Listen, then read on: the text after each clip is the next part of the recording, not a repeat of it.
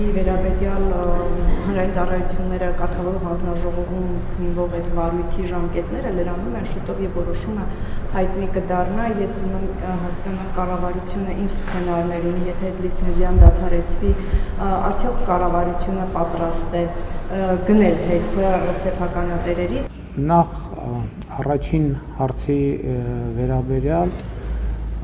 ուզում եմ ընդգծել, որ ներողություն ինչա մասն էր առաջին հեծի պիտի սպասենք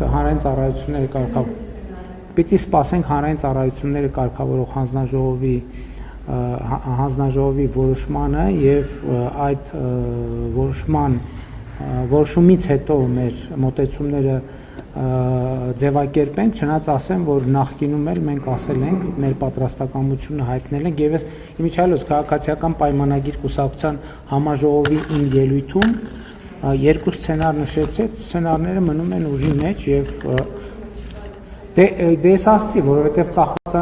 նախ կախված է հանրային ծառայությունների կարգավորող հանձնաժողովի կայացրած որոշումներից, որովհետեւ այդ որոշումը ինչ որ մի բովանդակություն է ունենալու, որը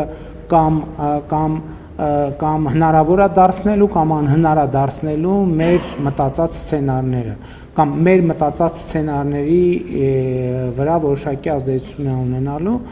մենք կքննարկենք, այսինքն նախ սպասենք տեսնենք հանրային ծառայությունները կարգավորող հանձնաժողովը ինչա որոշում, դրանից հետո կոնկրետացնենք շարունակությունը, եթե ելնենք այն կանխավարկածից, որ հնարավոր է դառնալու հարցա ծագելու ինչքան է գինը, գնից է կախված իսկ գինը պետքա որոշվի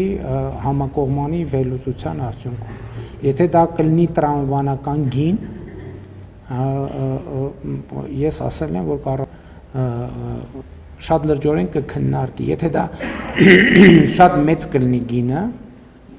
եւ ակնհայտ կլինի, որ պետական բյուջեի միջոցներով մենք չենք կարող այդ ձեռքբերումը իրականացնել, կգնանք երկրորդ սցենարով, բայց ասում եմ, դա հնարավոր կամ անհնար կդառնա հանրային ծառայությունները կարգավորող հանձնաժողովի կայացրած որոշման արդյունքում։ Երկրորդ սցենարն է, որ ինչ որ սցենարով մասնավորեցվում է միջազգային հեղինակություն ունեցող ընկերության մասնագիտացված եւ իհարկե բայց կառավարությունը որոշակի ներկայություն թե օրենսդրական կարգավորումով, թե բաժնետոմսերի, թե ոսկե բաժնետոմսով այդ արդեն քննարկվում է։ Բոլոր դեպքերում պետք է վճարի հեծին, բայց ով մի սցենարի դեպքում կառավարությունը, մյուս սցենարի դեպքում նա ով ձեռք կբերի, որովհետև ըստ էության անուղղակիորեն կստացվի, որ ձեռք է բերում իհարկե կառավարության միջամտությամբ, բայց ձեռք է բերում մյուս ընկերությունից։ Այսինքն դրանք այդտեղ շատ նրբություններ կան, ես խնդրում եմ հաշվի առեք,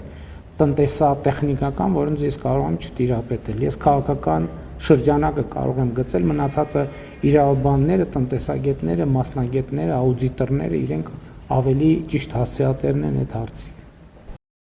Չմոռանաք հավանել տեսանյութը եւ բաժանորդագրվել Civic AM-ի YouTube-յան էջին։